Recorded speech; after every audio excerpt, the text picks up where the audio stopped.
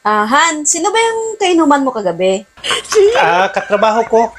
Dapat, hindi ka nagpakalasing ng husto. Bakit?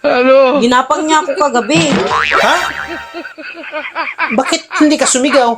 Bakit naman ako sisigaw? Hindi naman masakit. Ano pala yung ginawa mo?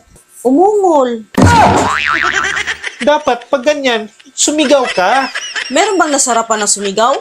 Ang hirap mo na.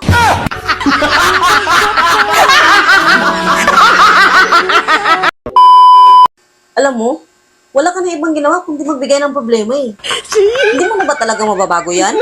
Nagbabasketball lang naman ako Malaki na bang problema sa'yo yan? Puro na lang bola lagi hinahawakan mo eh. Masyado kang galit sa bola, no? Talaga lang, kung ayaw mo pang itigil yan. Bakit? Pag dalawang bola mong hinawakan ko, ang laki ng ngiti mo Kunyari, galit sa bola. Pero pag bola niya ang nahahawakan, may pakagat-kagat pa sa labi niya.